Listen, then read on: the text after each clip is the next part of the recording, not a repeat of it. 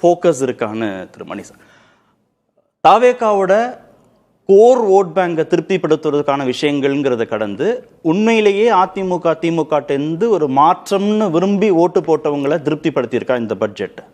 அந்த விஷயத்த அது செஞ்சிருக்கா? தம்பி, இந்த ஏரியாவில் கருப்பா குட்டையா கனமா சுருட்ட முடி வச்சிருப்பாரு, அவரை தெரியுமா?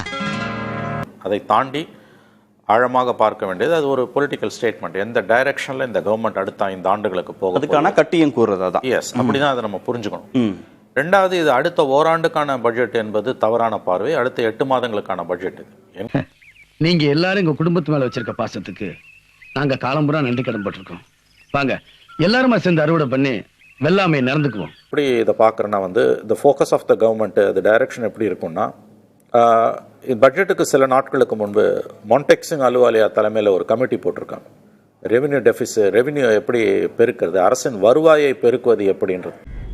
மாப்பிள்ள, நியூஸை பார்த்தீங்கல்ல, என் பையன் ஏதோ பெருசாக பிளான் பண்ணுறான்னு நினைக்கிறேன்.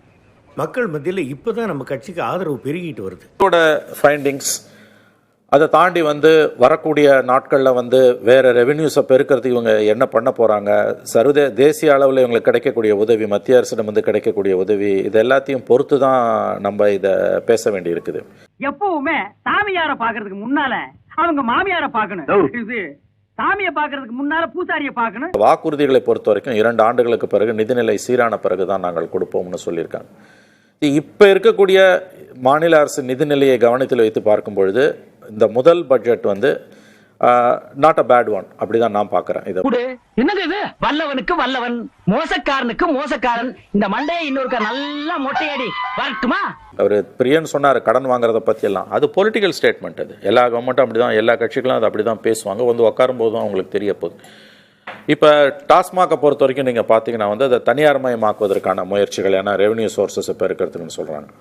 ஏன் சார் கஸ்டமர் அடிக்கிறீங்க? கடை முடுறா 3 மணியா சார்? கவர்மெண்ட் கடை சார். டேய், ஸ்கூல் காலேஜ் கோயில் இருக்கிற இடத்துல இந்த 100 அடிவருக்கு எந்த கடை இருக்கக்கூடாது, கவர்மெண்ட்டே சொல்லியிருக்கலடா புறம்போக்கு பசங்களா. அடுத்த பெரிய ஏரியா உங்களுக்கு டிரான்ஸ்போர்ட் கார்பரேஷன்ஸ்.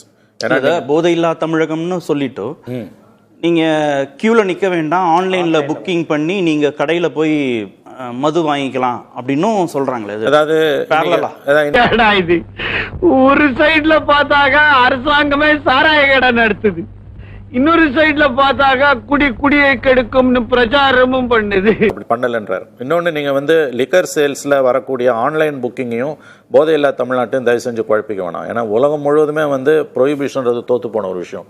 தமிழ்நாட்டில் நடக்கிற மாதிரியான அட்டுழியம் டாஸ்மாக் சேல்ஸில் இந்தியாவில் எந்த மாநிலத்திலையும் கிடையாது. அரசுக்கு வர வேண்டிய வருவாய் வெளியில் சுற்றுது.